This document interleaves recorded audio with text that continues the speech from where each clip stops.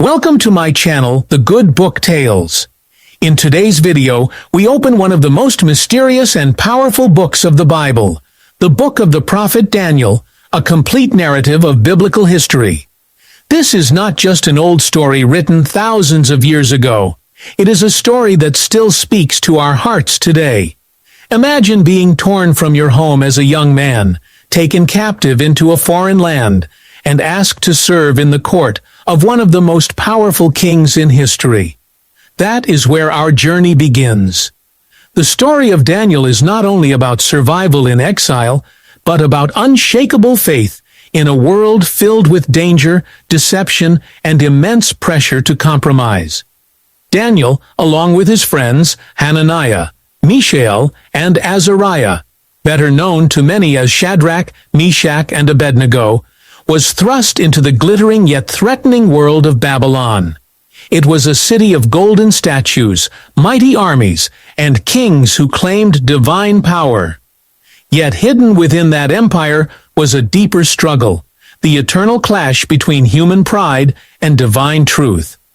Daniel's story stands out because it does not simply tell us what happened in the past. It shows us how faith can shine in the darkest times.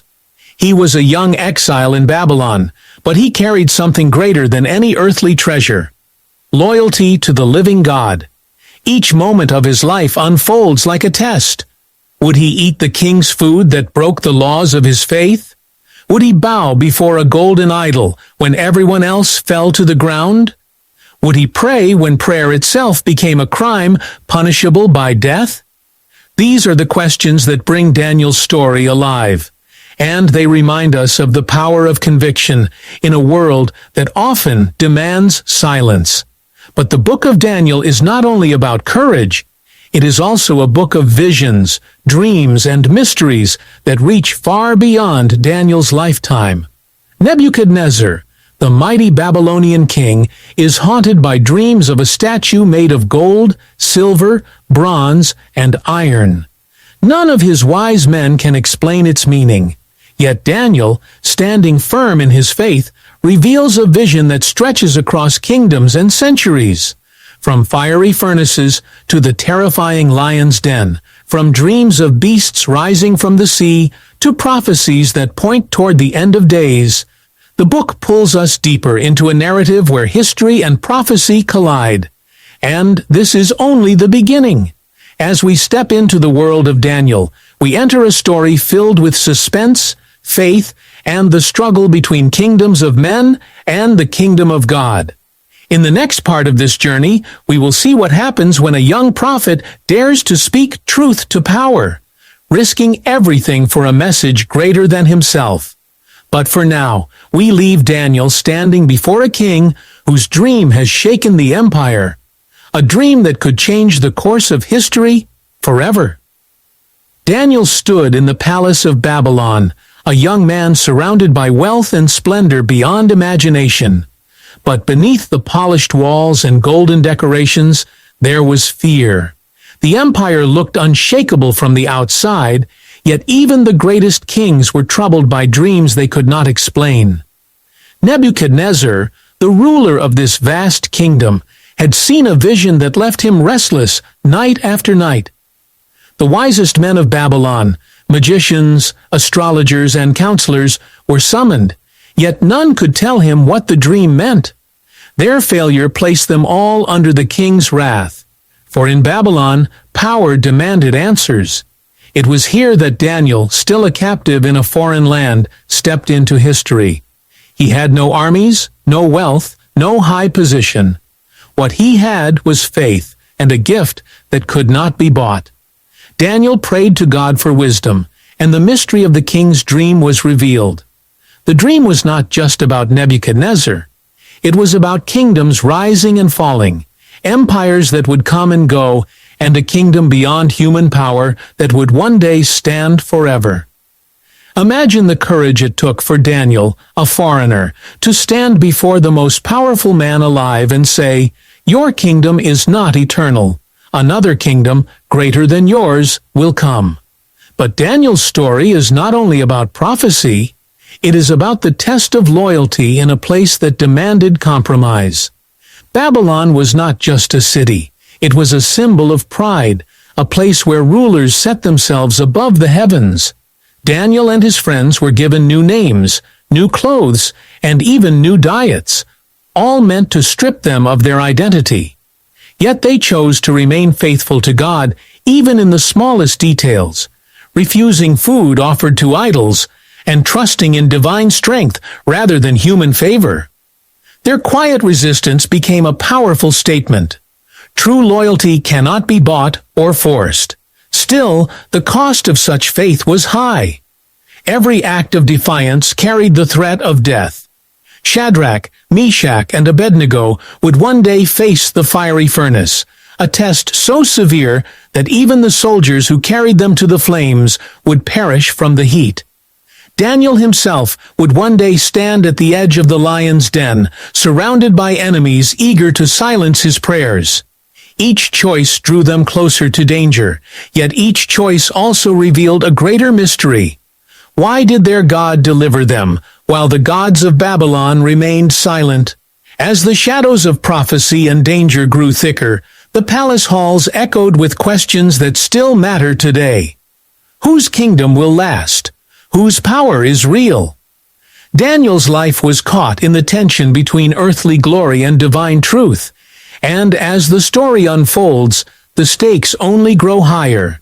And now, with the dream of the great statue lingering in Nebuchadnezzar's mind, one question remains. Will the king listen to the voice of truth, or will pride drive him to challenge the God who revealed it? Nebuchadnezzar listened as Daniel revealed the meaning of the dream. Yet the king's heart was torn between fear and pride. He had been shown that his golden empire was only the first of many, destined to crumble like clay in the hands of time. Another kingdom would rise after his, and then another, until at last a final kingdom not built by human hands would stand forever. The message was clear. No power of man could last. But could a king who held the world in his hand accept such a truth? This became the heart of the conflict between human pride and divine authority, between what rulers claimed and what prophecy declared. Even as the meaning of the dream spread, life inside the palace grew more dangerous. Advisors who had once sneered at Daniel now feared him, whispering in secret, plotting ways to destroy the one man who dared to speak truth without fear. They did not see him as a servant of God, but as a threat to their own power. In the shadows of Babylon's glory, jealousy and ambition festered. The subplots of envy and betrayal wove themselves into Daniel's story, setting the stage for the fiery trials yet to come. At the same time, among the captives from Judah, Daniel's courage gave hope. Many wondered if God had abandoned them in exile, if their faith still mattered so far from Jerusalem. Yet when Daniel stood before kings, unshaken, his people saw that even in Babylon, the God of Israel was alive and at work. Hope and despair clashed quietly in the hearts of the exiles, mirroring the larger struggle inside the palace walls. The tension only grew as Nebuchadnezzar considered his next move, torn between bowing to the truth or building a statue that would defy it. The king could not shake Daniel's words, yet pride tightened its grip on his heart.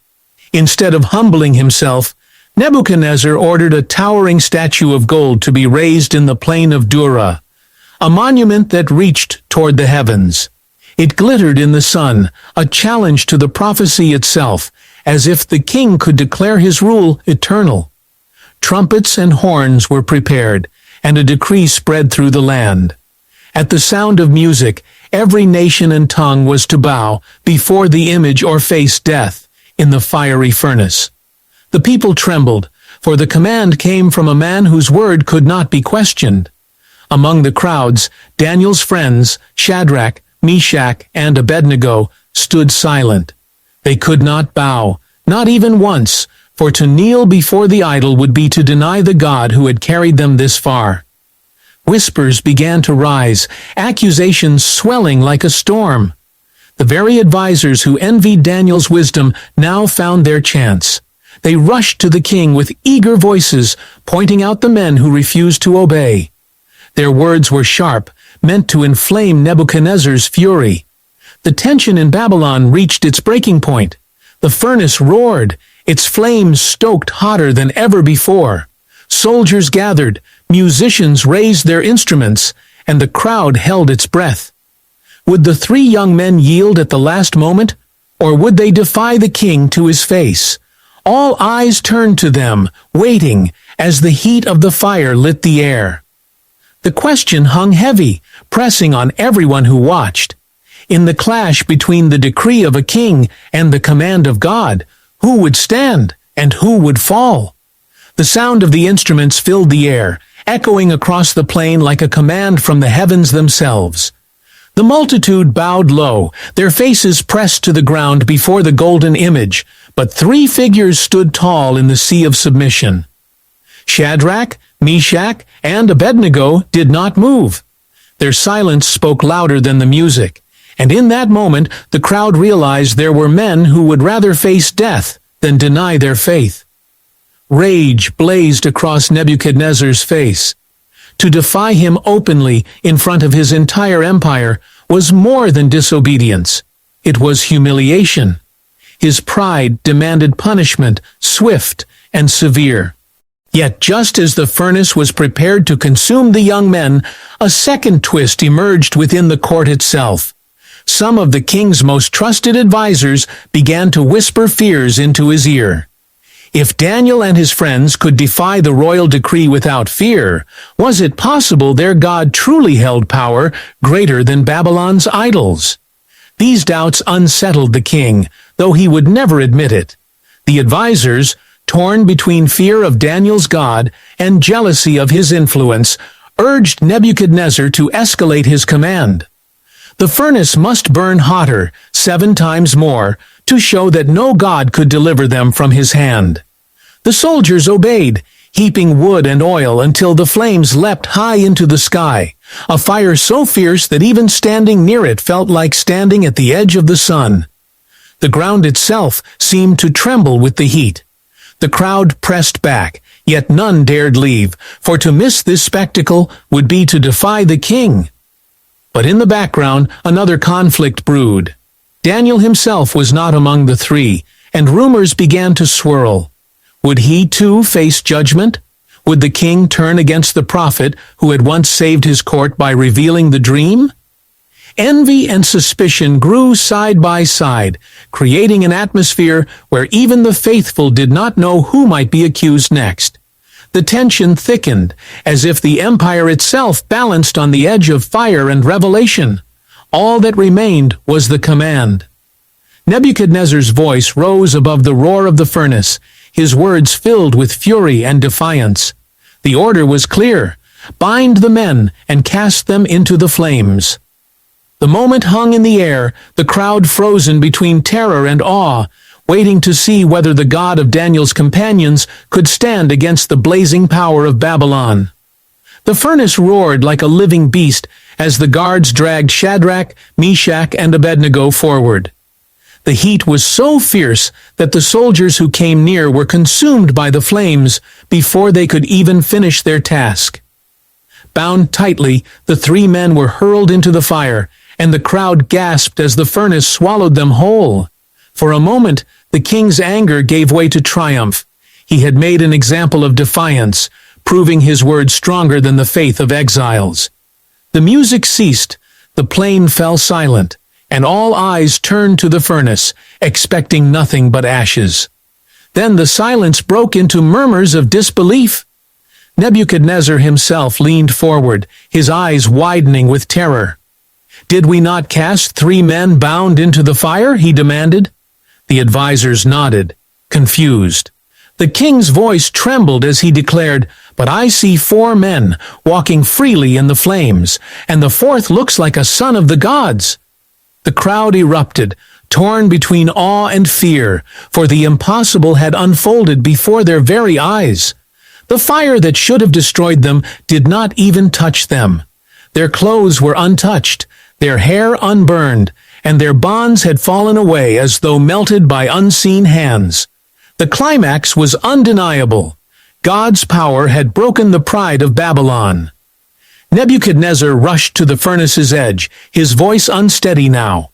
He called the men to step out, and they emerged from the flames without a single mark upon them. The king, who once demanded worship for his golden image, now bowed in amazement before the God of Shadrach, Meshach, and Abednego, proclaiming that no other God could save in this way. For a fleeting moment, it seemed the story had reached its end, the conflict resolved in miraculous victory. Yet even in triumph, a twist remained. Though Nebuchadnezzar acknowledged the power of Daniel's God, his heart was not fully changed.